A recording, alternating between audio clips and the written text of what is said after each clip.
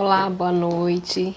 Nós estamos hoje começando mais uma live aqui da série Mudanças, que nós estamos fazendo para promover a, o conhecimento da palavra, o conhecimento do que Deus tem feito na vida de pessoas. E hoje eu gostaria de iniciar lendo uma palavra que está no livro de Mateus, capítulo 7, versículo 15, do 15 ao 16. Então eu vou estar iniciando falando a respeito dessa palavra, que tem tudo a ver com o assunto que nós vamos estar falando também, né, que tem a ver com mudanças. Gostaria também de estar me apresentando, dizendo que o meu nome é Ana Paula. Eu estou falando da cidade de Aracaju, do estado de Sergipe, né, já que nós temos pessoas que muitas vezes estão em outros estados. Gostaria de dizer que nós estamos desenvolvendo um trabalho de missões na cidade de Itaporanga, né, lá no interior, que é Caueiras, aqui em Sergipe, em que nós estamos propagando a palavra do Senhor. Né? Meu esposo, ele é pastor da Igreja de Cristo, o nome dele é Nildo Melo, temos 2 filhas. Então, assim, já feitas as apresentações, né, eu gostaria de ler essa palavra, que, como eu falei, tem tudo a ver com o que nós estaremos conversando com a Mitsue, que está lá no Japão, né, e daqui a pouquinho ela vai estar solicitando a entrada dela para estar aqui conosco, falando do seu testemunho. Lá no livro de Mateus, capítulo 7, do verso 15 ao 16, diz assim: Cuidado com os falsos profetas, que se apresentam a vocês disfarçados de ovelhas, e que na verdade não passam de lobos roubadores de lobos roubadores. Pelos seus frutos vocês poderão reconhecê-lo. E aí Jesus falou: porventura pode uvas, né, nascerem, porventura colhe-se uvas dos espinheiros ou figo dos abrolhos. Então, assim, é algo que nós temos que estar falando nesse momento, é algo que nós temos que estar pensando a respeito aqui no Brasil. Está se falando muito a respeito desse assunto, né? Nas mídias sociais estão se falando a respeito disso, questionando o cristianismo. E nós sabemos que a própria Bíblia, em vários versículos, nos adverte, né, que o cristão, ele vai ser reconhecido por aquilo que ele faz, por aquilo que ele produz, o verdadeiro cristão. Então, que nós possamos pensar nesse versículo, onde Jesus, ele nos aconselha a estarmos atentos, né? E o que isso tem a ver com a live Mudanças? Isso tem a ver com decisões que nós vamos tomando ao longo da vida, e no nosso meio, no meio cristão, não é diferente, assim como nós já vimos vários escândalos, várias situações em que pessoas que se apresentam em nome de Deus fazem coisas que não procedem de Cristo, porque a procedência de Cristo, ela sempre vai ser boa, ela sempre vai ser agradável, ela sempre vai produzir vida, e nunca violência, e nunca morte, e nunca escândalos, né? Então, assim, isso é do homem, não vem de Deus. Então, eu vou estar aqui aceitando a Mitsue, que vai estar compartilhando o seu testemunho conosco. Cremos que será um testemunho que irá trazer crescimento para as nossas vidas, assim como já tem ocorrido nos testemunhos que tem sido feito aqui.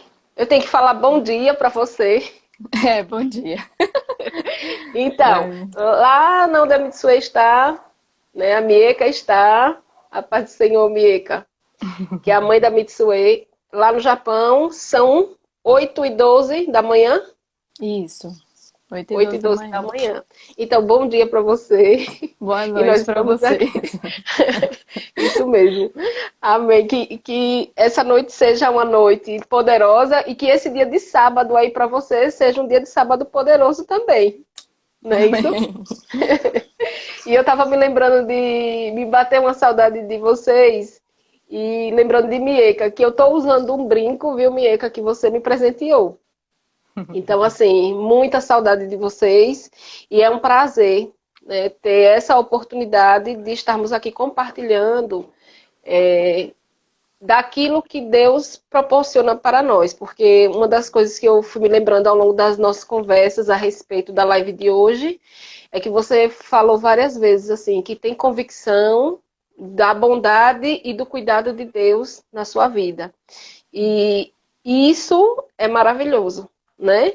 Eu vou dar a É. oportunidade para você agora se apresentar, falar o seu nome, falar, fique à vontade, na verdade, falar onde você está, seu nome do seu esposo, né? O nome da sua família toda, dos seus filhos que são lindos.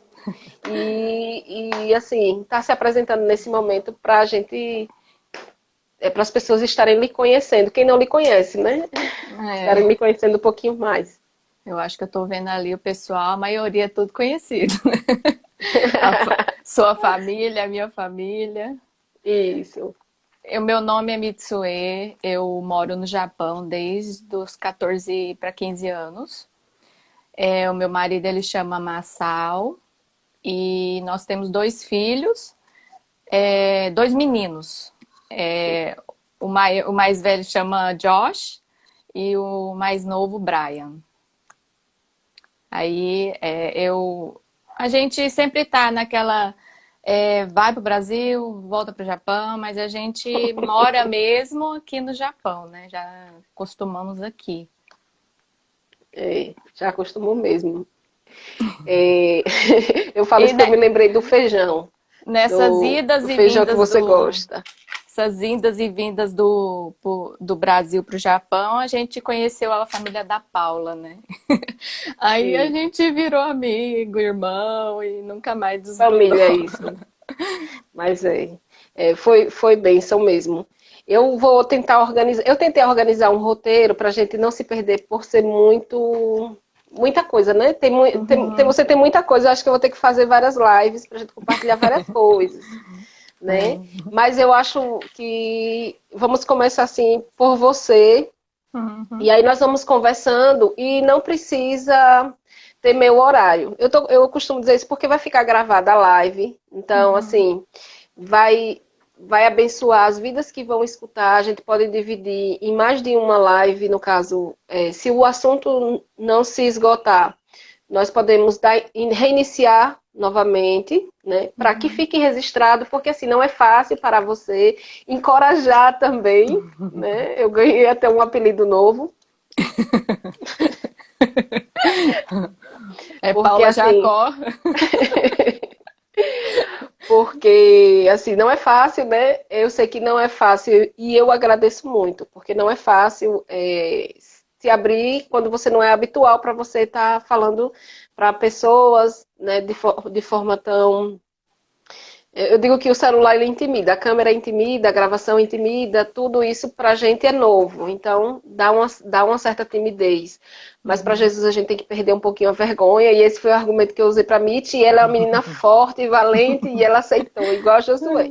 E eu fiquei igual a Jacó, segurei na Mitty e você vai dar conta. E aí, assim, eu separei um roteirozinho só para a gente se basear, para ter um começo, porque de repente a gente não pode, para não perder o raciocínio de quem está nos ouvindo que não conhece a história da Mitsue, né? Uhum. E aí, nós estamos nessa live falando sobre o poder da decisão, né? Eu escolhi esse tema e a MIT veio logo na minha cabeça quando eu decidi fazer a live, né? Que eu falei com a pastora Luziana e eu estava conversando com ela, convidei a pastora Luziana e imediatamente Mitsue veio à minha cabeça porque assim eu sempre considerei ela uma menina muito forte e decidida, né? Em várias situações que eu a conheci, que eu a vi se decidindo por algo assim muito corajosa e vocês vão poder ver isso ao longo do testemunho dela e vocês vão poder também ver isso, as histórias, as coisas que ela vai compartilhar aqui, vocês vão poder sentir esse poder de Deus, né, através de decisões que ela toma, assim, que raramente você encontra pessoas que têm tanta coragem como você para recomeçar. Então, o poder da decisão tanto nos leva a uma consequência boa, como também às vezes nos leva também a caminhos que não são tão bons, né? E aí eu acho que é pertinente, né? O assunto é pertinente. Então vamos lá, vamos falar de conversão, né? A primeira vez que, que você conheceu a Cristo, que você ouviu falar de Jesus, você já nasceu em berço evangélico ou Praticamente. praticamente? Então, assim, vamos falar assim, com quantos anos que você tem recordação, assim, que você já se considerava cristã, né? Com quantos anos que você, no caso, você já nasceu, quando você nasceu, sua mãe já era, seus pais já eram, e como foi a sua juventude dentro da igreja aqui no Brasil? Porque, no caso, você é do interior, não, você é de Goiás, né? Sim, Da no cidade de interior de Goiás. Goiás. Que antes de você ir para o Japão, você já era cristã, né? Já Isso. era evangélica. E no caso, quando você estava aqui, né, na sua adolescência, com quantos anos você se recorda que você já se declarava cristã? Como foi a sua juventude dentro da igreja? Se você era participativa, se você desenvolvia algum tipo de trabalho, se você já se envolvia, na verdade. Você tem recordação? Acho que sim, né? Muita recordação Muito. boa. Muito. Desde pequena, a gente já fazia parte de igrejas, né? A minha mãe, meu pai, assim, não quando eu era bebê, né? Mas depois que eu já me lembro, assim, sempre a gente participou de igreja, né? E eu sempre estive no louvor da igreja, né? Então, assim, eu não, o que eu me recordo, eu sempre estive dentro da igreja, sempre ativa, né? Sempre ali no louvor, sempre fazendo parte de grupos de música, né? Que na época da gente de juventude a gente tinha as bandas evangélicas, né? Então eu fazia parte da banda evangélica. E, nossa, foi muito bom, assim, a época que eu estava no Brasil, participando da igreja, da banda, dos grupos, aqueles amigos, foi muito bom.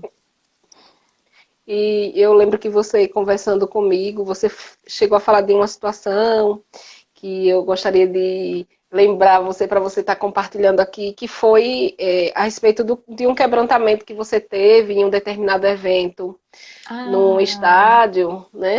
E aí hum, você se apegou a essa palavra, conte aí. sim. Quando eu tinha 12 anos, na época as igrejas sempre faziam encontros, né? E cada igreja, por exemplo, essa vez o encontro tinha sido na minha cidade, né? E aí as igrejas vinham para a cidade da gente e a gente acomodava eles nas escolas e tal, né? A gente ficava no encontro, ficava alguns dias, uns 4 dias por aí, né? Quando eu tinha mais ou menos uns 12 anos, eu estava no a gente fez o encontro no ginásio. E no ginásio, lá na frente, né, naquela parte do ginásio onde que fica mais alto ali, ficava os pastores, né? Aí ficava as cadeiras dos pastores ali. E ali como que é? Arquibancada, né? É Não, arquibancada? Na a quadra. quadra. Na quadra tinha a gente ficava ali, o pessoal louvando e tal, né? E nas arquibancadas ficava o pessoal sentado e tal, né?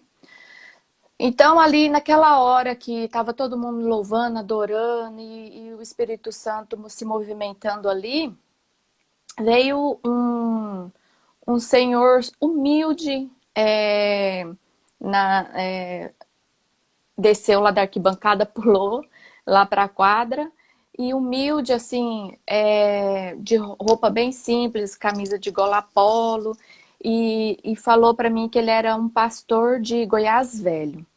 Aí, eu, na hora, assim, né, eu até pensei, ué, mas você é pastor? Aquela dúvida, né? Mas você é pastor, por que que não tá sentado lá na frente com o pessoal, né? Veio aquela dúvida, assim, na hora. Mas ele veio e fala, qual é o seu nome? Eu falei, Mitsue. Ah, é você mesmo. Eu falei, aí eu, 12 anos, falei, mas o que que eu aprontei? Não aprontei nada, eu tô aqui louvando, né? Tô aqui. Aí ele veio e me deu uma palavra, mas ele começou a falar, assim, que Deus tinha mandado ir dar um recado para mim. Só que com aquele barulho, todo mundo louvando, o Espírito Santo de Deus naquela hora tava manifestando ali no meio de todo mundo, e aquele barulho, e ele falando, e assim, eu chorando muito também. Eu só lembro de um pedaço que ele disse: Deus me manda te dizer que vai te levar para uma terra que jorra leite e mel. Aí é o que eu lembro. Depois também eu tentei conversar com ele, perguntar o que, que era que tinha falado, porque estava muito barulho, não conseguia. E eu ouvi ele e não lembro de mais nada. E eu até falei para Paula outro dia que todos os encontros que a gente ia, eu procurava ele. Ver se eu encontrava com ele de novo para conversar com ele, para perguntar num momento mais calmo e tal. E nunca mais eu vi esse pastor. Aí eu falei para ela, vá saber se é pastor mesmo, era um anjo que estava ali, né? Mas ficou essa nunca mais encontro nenhum que teve depois, encontros e mais encontros, nunca mais eu achei ele. E olha que todos os encontros eu procurava ele. Querendo receber o restante da profecia, né? É, porque não, fica no vácuo, né? A gente quer saber.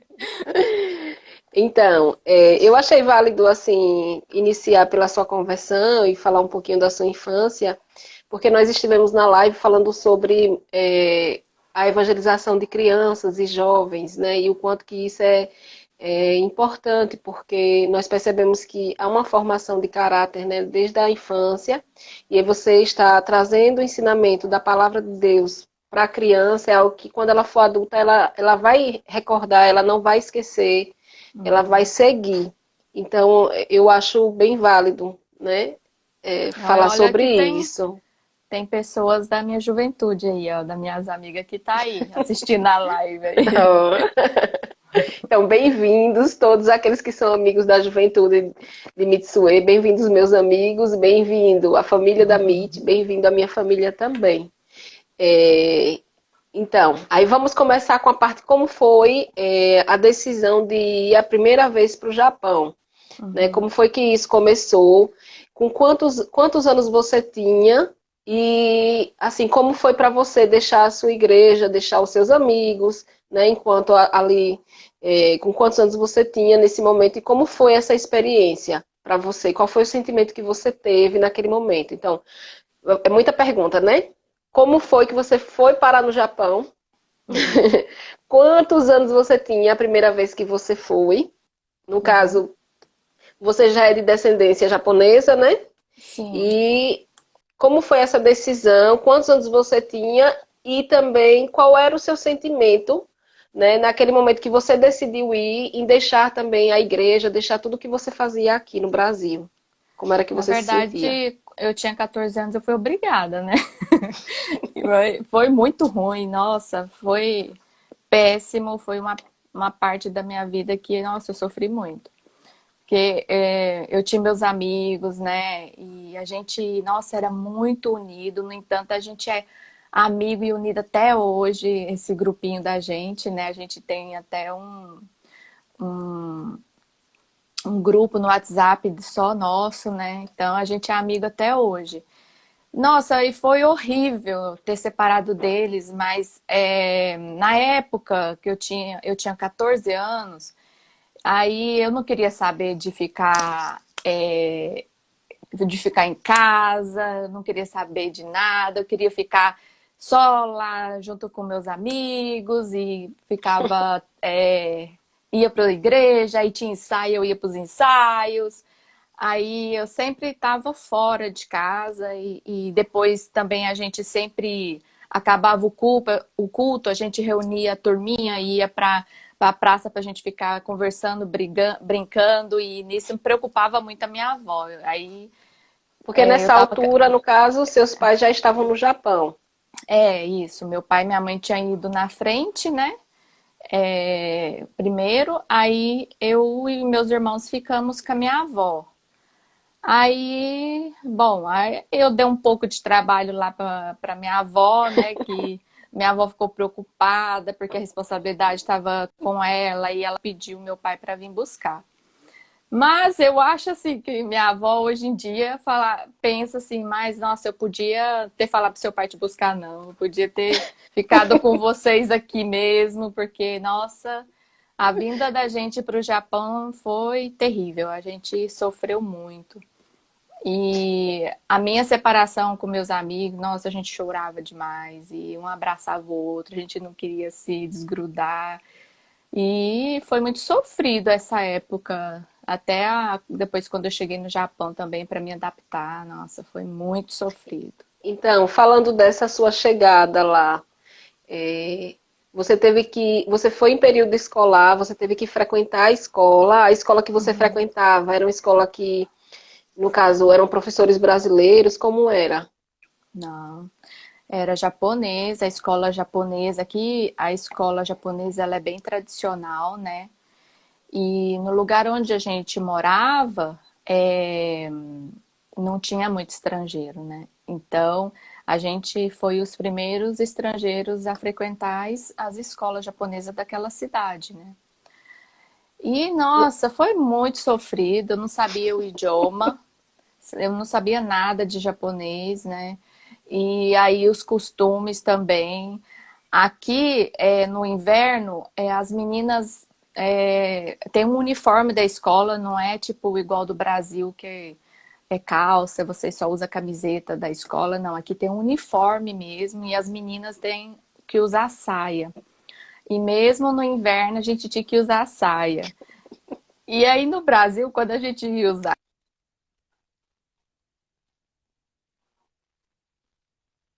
E aqui é ridículo uma pessoa nova, assim, né, de escola usar meia calça, mas como fazia muito frio e a gente tinha costume de usar meia calça se usasse saia, aí no meu primeiro dia de escola eu fui e coloquei meia calça, porque era inverno. Menina, mas aquele foi o cúmulo do absurdo para os japoneses me ver de meia calça, né? Depois que eu fui, né, saber que era ridículo, né? Isso foi uma coisa engraçada que aconteceu no decorrer do tempo, mas eu sofri muito, muito mesmo. Eu imagino. E é uma época que assim, é uma época que você está se descobrindo, né? A época que você foi. Deve ter sido bem, bem difícil. E no caso, falando dessa época, né? Com relação à igreja, né? Nós vamos Uhum. entrar aí nesse assunto. Com relação à igreja, como foi que vocês ficaram? Vocês tinha igreja evangélica, tinha reunião, como era? Então, quando a gente veio para cá, o meu pai e minha mãe já tinham conhecido algumas pessoas, né? E minha mãe e meu pai também era amigo, bastante amigo de uns japoneses cristãos, que eles são crentes. E a gente morava em Hiroshima, numa cidade chamada Miyoshi. E aí a gente conheceu, o meu pai e minha mãe já estavam com esses pastores, né? E aí depois conhecemos um pastor que era de uma cidade do interior de Hiroshima, de uma cidade que chamava Joge. E aí depois a gente conviveu um pouco com os dois, aí começou a ter alguma coisa assim.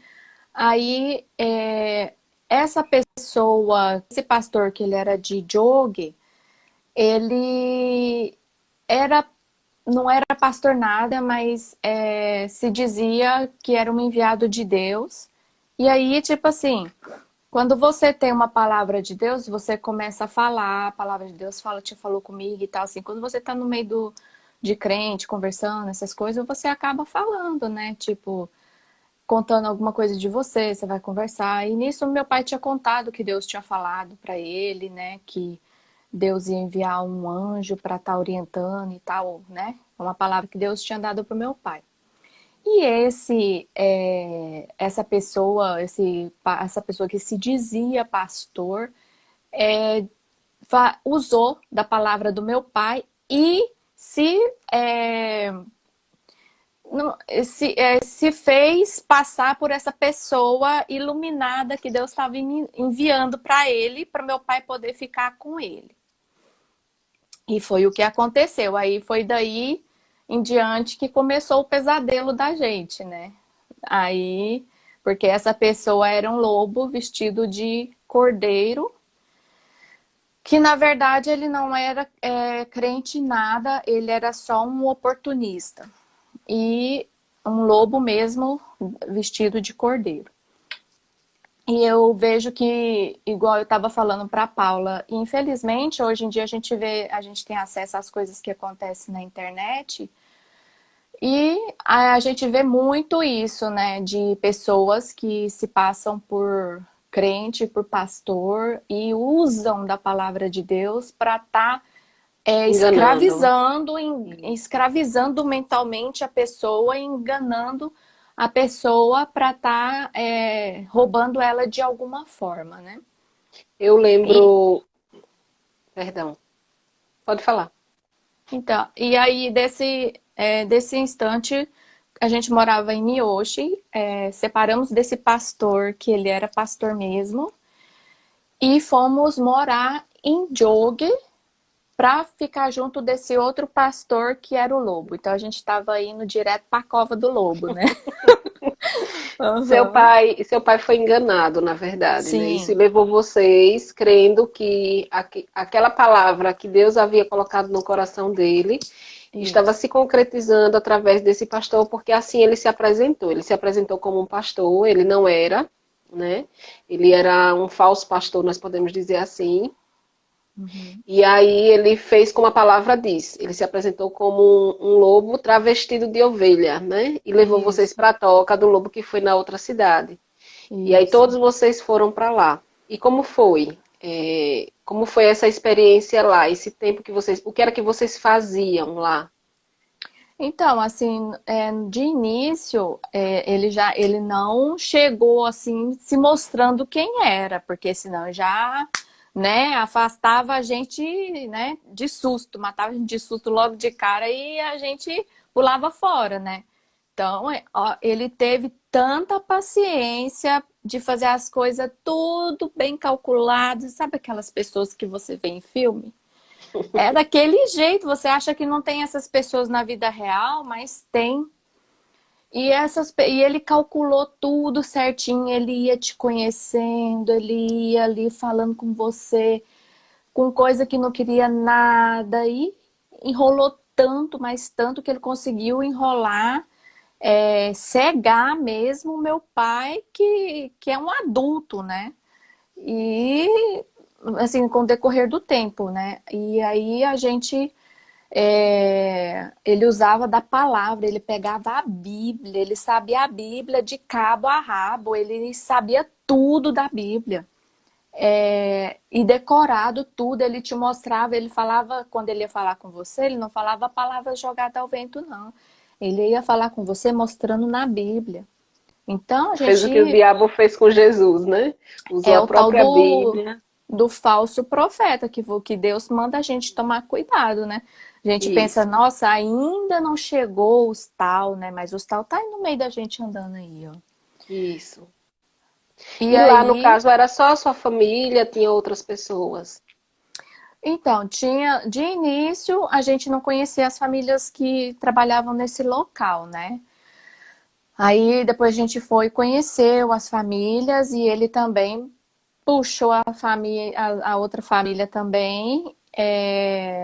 E, tipo, se mostrou legal, que ia fazer um trabalho legal, e usando a nossa palavra para poder estar enganando, né? E aí, Vocês nesse. tinham, vocês tinham, no caso, um projeto, não era isso? É, a gente, ele tinha chamado a gente para começar a trabalhar, arrendar terrenos e trabalhar em lavoura, né, agricultura, né? E aí a gente, tipo assim, eu tinha um sonho, eu tenho um sonho ainda que eu vou concretizar em nome de Jesus, Amém. que é de pegar, comprar um terreno, um lugar, assim, montar casas no terreno e ali fazer uma vila, uma aldeia, onde a gente resgata pessoas para poder estar cuidando das pessoas e ali coloca as pessoas dentro de uma fazenda assim, e a gente vai ajudando as pessoas e trabalhando ali, cada um cuida de uma coisa e vai. E a gente. Casa ou fazenda, não sei, tipo, o que der, para poder trazer pessoas que estão com problema e a gente ajudar essas pessoas e dar um trabalho para elas e cuidar delas tanto mental, Psicologicamente, espiritualmente espiritualmente. e também fisicamente, né? E ele Uhum. usou dessa palavra para poder falar, vamos pegar e tal, a gente trabalha e vai comprando as coisas lá para poder montar isso lá no Brasil e que não sei o quê. Então aí que a gente, né, vamos, então, aí ele falou, aí a gente todo mês dá tantos mil por meses, né, do salário e isso somando pouco em pouco a gente vai conseguindo comprar as coisas, sabe? E aí, e isso tinha, a igreja funcionava na minha casa. Os terrenos também que a gente tinha alugado para estar trabalhando na roça, né, de agricultor, era ali também na minha casa e em outros lugares que a gente tinha alugado os terrenos, né? Aí, nessa época, a gente morava numa casa bem velha, antiga, no pé da montanha. Literalmente, a casa da gente, o fundo da casa da gente dava na montanha, assim, né? Aí ali a gente trabalhávamos na fábrica durante o dia até 5 horas da tarde, depois das 5 horas, das 4 horas da tarde, depois das 4 horas da tarde a gente ia pegar para a roça. Aí a gente trabalhava na roça até de noite, né? Aí a gente fez isso durante 7 anos. E aí, durante esse tempo, foi no começo assim, normal, legal, a igreja e tal, o pessoal se conheceu, tinha uns cultos, aí a gente tinha ensaio de louvor, tudo normal. Aí depois que as coisas erradas começou acontecendo, né? Aí, tipo, as coisas erradas que eu falo é que ele começou a jogar um contra o outro. E a gente não sabia disso. Ele vinha falar uma coisa comigo, né? Colocava minhoca na minha cabeça a respeito dos meus pais. E depois ia conversar, chamar meu pai para conversar, para colocar minhoca na cabeça dos meus pais contra eu, contra meu irmão, contra minha irmã. E aí ele fez isso com todos que estavam ali junto, né? Aí, durante um certo período que a gente estava ali junto, muita coisa começou das trevas sair para a luz, né? E aí a gente começou a ver as coisas erradas e tipo, ele começou a querer tratar com cada uma de nós, porque ali a gente era mais meninas do que menino. Menino só tinha dois. Um rapaz que era da outra família e o meu irmão que era da família da gente. O resto era tudo menina.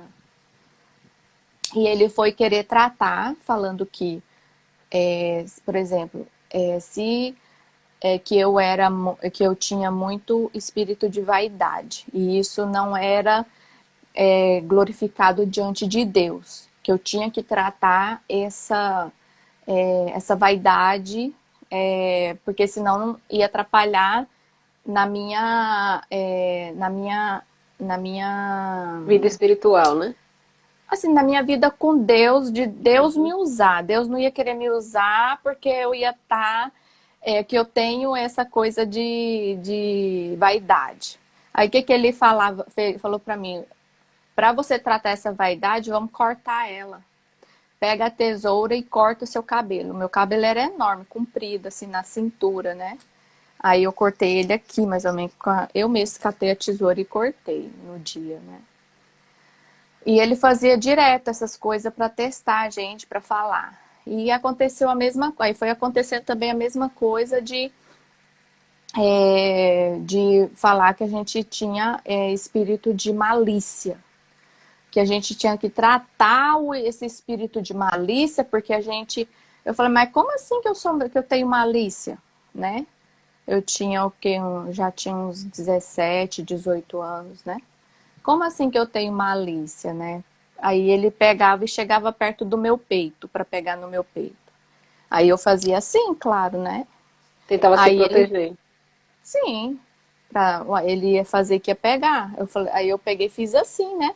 Aí ele, tá vendo como você tem malícia? Aí eu falei assim, como assim que tem malícia? Lógico que eu não vou deixar pegar no meu peito, né? Aí ele pegou e falou, né? Se você tivesse mentalidade de criança que não tem malícia, você não ia saber que ia causar alguma coisa em você. Aí vamos tratar dessa malícia, né? Misericórdia. Minha filha. Aí E começou. é interessante, eu achei quando você me falou sobre essas coisas, eu achei interessante, eu volto a dizer que todos que estão aqui, todos que estão nos ouvindo, que isso não tem nada a ver com o evangelho, né? Isso são pessoas travestidas de cristão que se escondem atrás da Bíblia para se passar por cristão, né? E Isso, nós vemos assim que existe um número grande, não é pequeno, dentro de igrejas.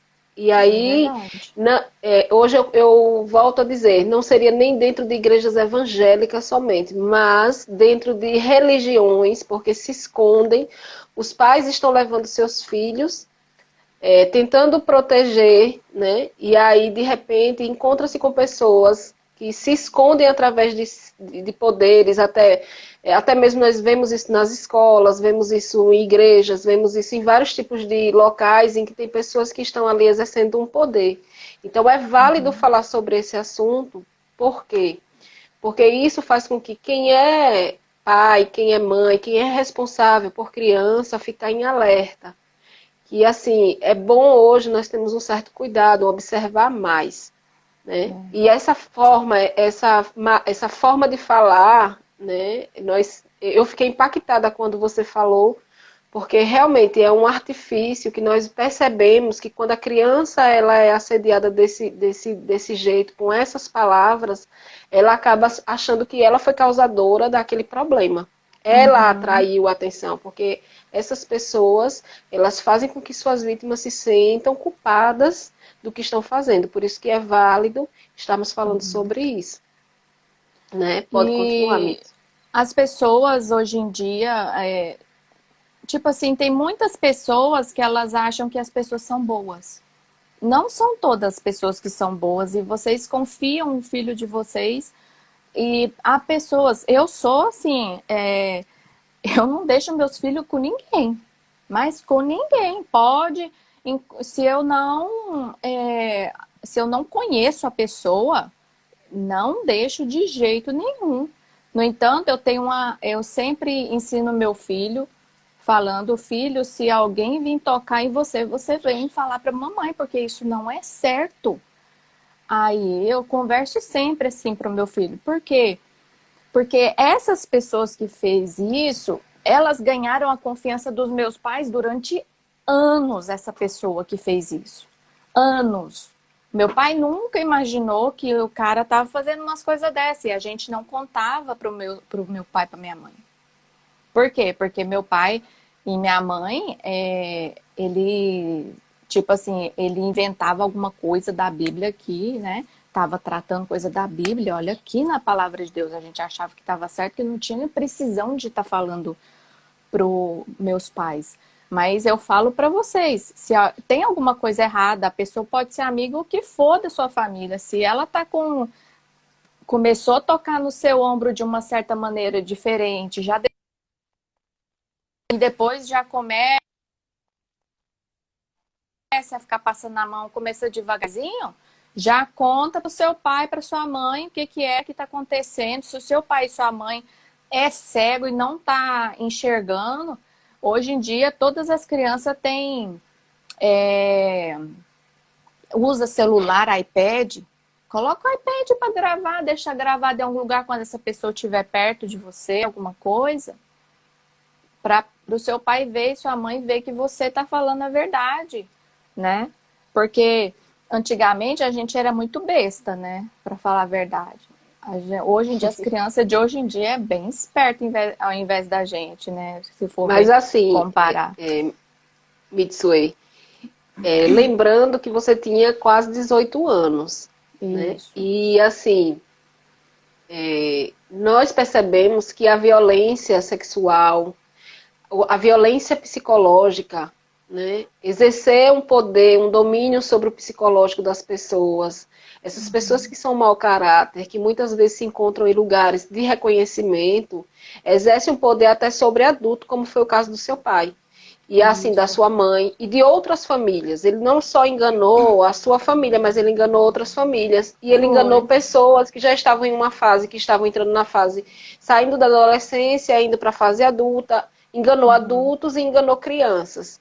Isso. E assim, é válido reforçar para as pessoas que o conhecimento da palavra de Deus faz com que você observe os frutos, né? Observe a trajetória, observe os atos daquela pessoa que está à frente, que está exercendo um poder, né, sobre as pessoas, que está exercendo um domínio ali, mesmo que ele esteja à frente ou ela esteja à frente, que hoje em dia, infelizmente, esse tipo de violência, tanto psicológica como sexual, são violências que são praticadas por ambos os sexos, né? Não existe assim, é o homem que só faz isso, não. Existe, infelizmente, mulheres também. Então, assim, que quem sofre esse tipo de violência, ache uma pessoa próxima de confiança para estar falando. Porque assim, e você não vai estar se levantando contra Deus. Porque se você for procurar na Bíblia, Jesus falou a respeito dos falsos profetas, né? Jesus falou a respeito do joio, né, que estava ali crescendo junto com o trigo. Os discípulos falaram, os profetas falaram, a Bíblia não esconde que no meio do povo de Deus existiam pessoas que se escondiam atrás da palavra, se escondiam em nome de Jesus, se escondiam em nome de Deus, falando em nome de Deus, exercendo domínio e poder sobre pessoas e mesmo assim fazia a maldade. Então, assim, é válido e eu falo mais uma vez, é válido que você que esteja passando por esse assunto, que esteja nos ouvindo, ou você que sabe que acontece esse tipo de violência, que está ouvindo hoje essa live, que você compartilhe. Né? Precisamos acabar com esse tipo de situação nos lugares que nós confiamos. Né? Porque hoje, como eu iniciei falando na live, as pessoas estão atribuindo uma atitude ruim ao cristão, aqui no Brasil, como no mundo. Quando eu falei com você, né? No mundo. E não é. O cristão verdadeiro, ele tem atitudes diferentes. Né? O cristão verdadeiro, ele precisa ser reconhecido pelos seus frutos, pela atitude que ele toma. Não é isso? Cristão não tem placa de igreja, minha gente. Todo mundo que olha pra mim, vira pra mim e acha que eu sou uma desviada. Mas eu sou mais crente do que muitos que estão aí, indo na igreja todos os dias. E complementando essa história de que a gente passou, literalmente a gente viveu um tempo de escravidão. Por que de escravidão? Porque eu trabalhava além do que eu queria e além do que eu podia. Porque a gente trabalhava tanto, mas tanto ele fazia a gente trabalhar tanto, pegar tanto no pesado, tipo assim, ele queria judiar da minha mãe, colocar minha mãe para poder trabalhar mais pesado e a gente, né? Ele mesmo não fazia nada, só ficava mandando. E a gente, Mas, eu estava falando para a Paula que a gente, por exemplo, ia fazer estaleiro de chuchu, a gente precisava daqueles pau comprido, aquelas madeiras, né? Das árvores compridas. E a gente ia nas montanhas buscar aquelas árvores, derrubar aquelas árvores, e ele ficava dando as árvores mais pesadas para minha mãe, para me carregar, e eu ficava com dó da minha mãe. E isso aí acabava carregando mais assim para liberar o peso sobre ela, e a gente acabava ficando com o ombro assim na carne viva. E eu cansava tanto de trabalhar e que eu andava às vezes segurando na parede assim, apoiando para andar ou apoiava na enxada e tipo assim, e dando o dinheiro todos os meses. Aí, quando essas coisas assim, né, que ele começou a fazer, de falar que quer melhorar, quer sarar aquilo que a gente tá ruim, igual a malícia, igual a. Ele começou a fazer é, coisas psicológicas com a gente, tipo, falando pra gente que ia casar a gente obrigado, que ia casar a gente obrigado com fulano, que ia casar a gente obrigado com o ciclano, e a gente chorava, chorava, quando isso que eu tinha 18 anos. E chorava, e aí muitas das pessoas falam assim, mas por que você não ligava pro Brasil, minha avó mesmo, por que você não ligava pra vovó para pedir socorro? A gente era proibido de ligar, a gente era proibido de contar, a gente não tinha como, porque antigamente não era assim, você pegava a câmera, igual eu tô falando com a Paula aqui, e a gente tinha acesso. Não, antigamente não tinha isso. Antigamente a gente tinha que ter um plano internacional para fazer chamadas pelo telefone internacional. Se a gente não comprasse, não tinha como ligar. Então, não tinha como ter acesso à minha família do Brasil para pedir socorro. E e também, tipo assim, qualquer coisa que a gente falava, assim, o que eu, tipo assim, eu sou bem língua dura, né? Eu sempre falo as coisas assim na cara, né? Então, eu levava tapa na cara dele.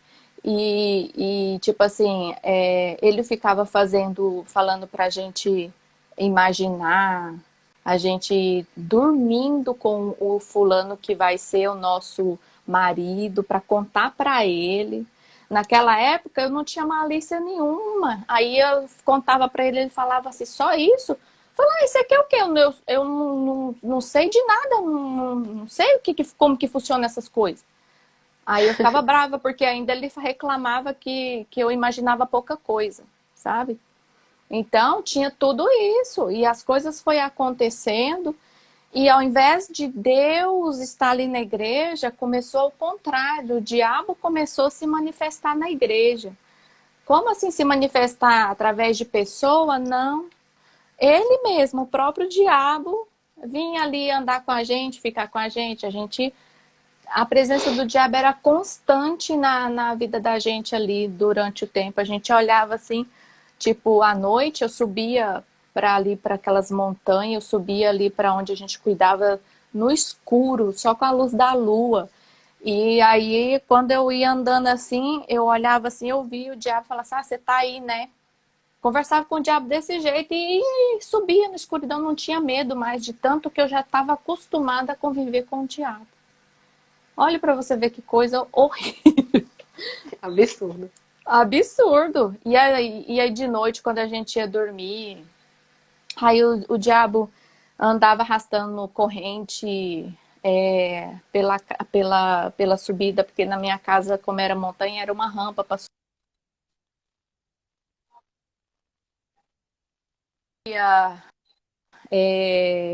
abrir na porta quando assim, você olha, você cabeça assim, você sentia gente puxando você na hora de escada, na hora que eu estava subindo o segundo andar da escada, que a minha casa era de 2 andares, você de 3 andares, você sentia a pessoa te empurrando ou te puxando.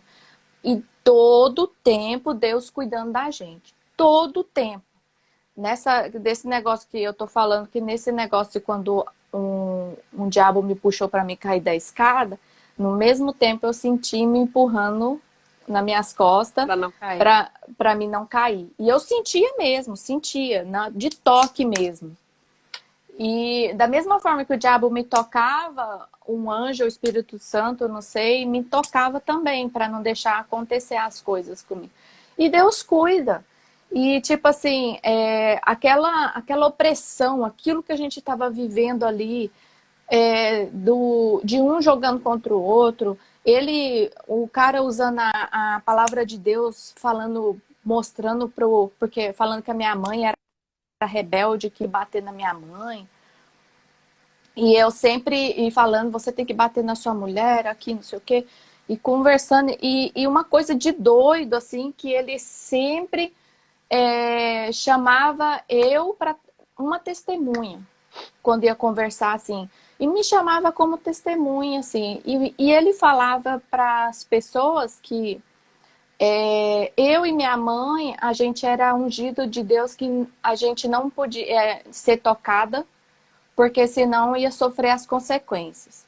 Mas ele fazia as coisas com a gente, tipo assim, e se ele tirasse eu do caminho dele, ele ia ter muito mais espaço para poder fazer as coisas que ele queria de fazer de errado. Mas ele falava para mim, você não pode sair daqui. Não dá para entender isso, né? É uma coisa doente, de uma pessoa doente, né? E aí como eu era bem tupetuda, eu sou bem tupetuda. Eu falava pra ele assim, eu não tinha medo dele não. E ele tinha quase 1,90 m, 1,80 m e tanto lá. E eu falava pra ele, se você tocar na minha mãe, você tá ferrado. Eu falava, meu pai, você não vai bater na minha mãe não. Porque bateu o que na minha mãe? Ele fazendo a cabeça, uma vez ele ficou querendo fazer a cabeça do meu pai para mandar meu irmão longe para uma escola interna, de internar, de exército, assim. Eu falei, você não vai mandar meu irmão para lá. Não vai mesmo. E eu sempre fui assim, topetuda, né? É E porque você é muito aí, família, né? É verdade, né? E muito decidida, é, muito corajosa. nessa época eu tive que ter muita coragem mesmo. Porque, nossa, o trem ali era feio, viu? E você falou E que as meninas fugiam e ele pegava de volta e trazia de volta, não é isso? a gente tentava fugir, sabe, dessa escravidão, de uma maneira ou de outra. Mas ele traz e trazia de volta, não tinha escapatória. E eu ficava pensando, meu Deus, esse inferno, quando que vai acabar esse inferno? E eu pegava e falava, o único jeito de sair desse inferno é me matando. Era o pensamento que vinha, o único jeito, porque a gente tenta fugir e não consegue sair desse inferno. E o que eu pensava? Aí eu começava a fazer cortes no pulso, e o que eu pensava? E minha mãe? Quem que vai cuidar da minha mãe? Desculpa. Quem que vai cuidar da minha mãe? Quem que vai cuidar dos meus irmãos, desse homem, né? E eu não tirei a minha vida por causa disso. E também, do que adianta você tirar a sua vida? Se você tá passando por coisas desse tipo, de algum tipo de,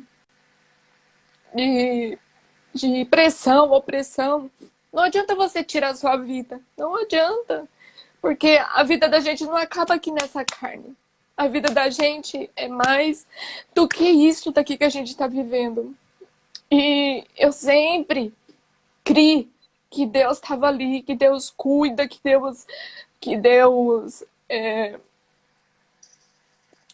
ele tá com a gente. E Deus ele não abandona. Em todo o tempo que a gente sofreu nessa escravidão, a minha irmã também tentou suicídio. Deus cuidou dela durante impedindo ela de cometer o suicídio. E todo mundo ali que estava envolvido nesse meio ali ficou com depressão.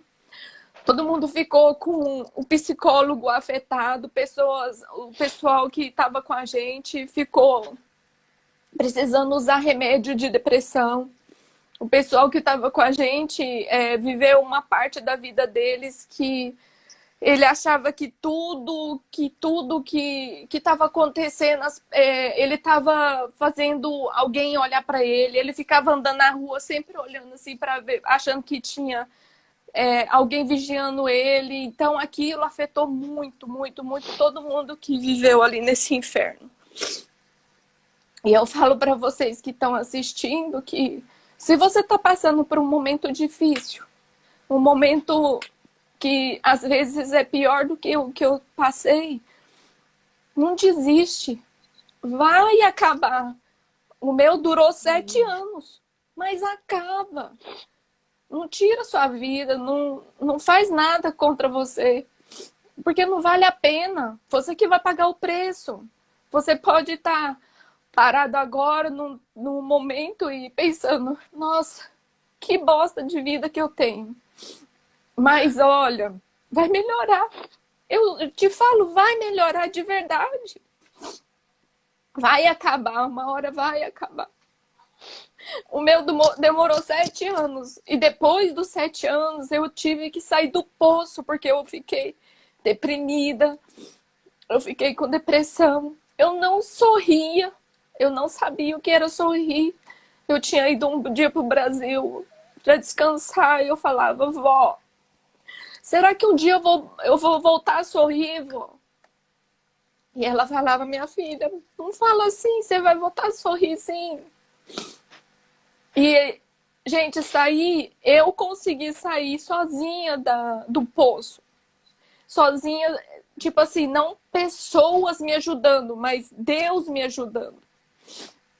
Eu falava, eu não quero esse Jesus que esse homem me apresentou, porque eu sei que Jesus não é assim.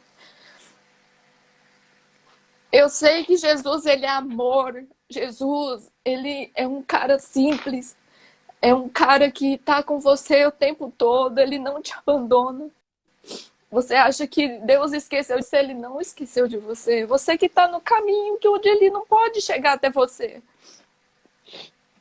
Se você clamar por Jesus, se você clamar por Deus, ele vai te socorrer. Em todo o tempo. Às vezes vocês, tipo assim, às vezes as pessoas, né,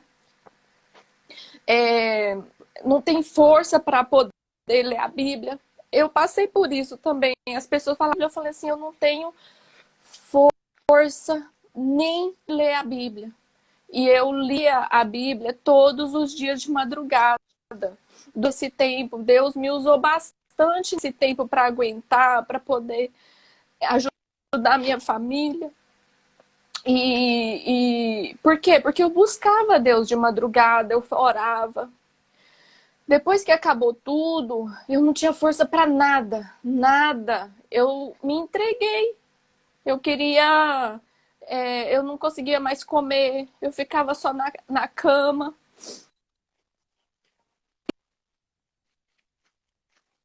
Bispo, né? E o bispo pegou e falou: você tem que abrir a jaula dela, senão você vai matar sua filha.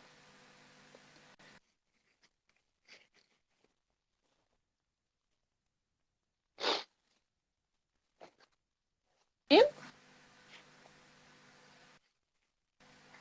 Eu acho que tá me a ouvindo? internet, ela tá... Agora tô. Eu Ah, acredito que esteja... Você me fez chorar.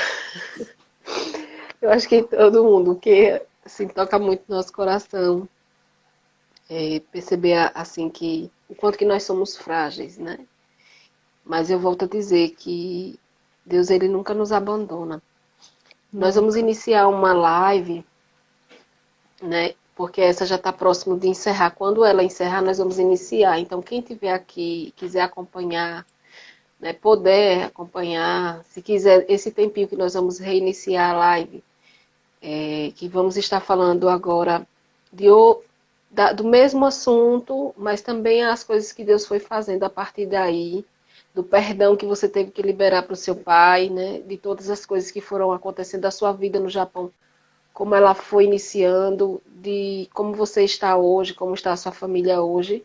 Então, se você quiser nos acompanhar, quiser compartilhar, já que nós vamos reiniciar a live, essa é uma oportunidade, né? Já está encerrando aqui, eu vou encerrar esse momento.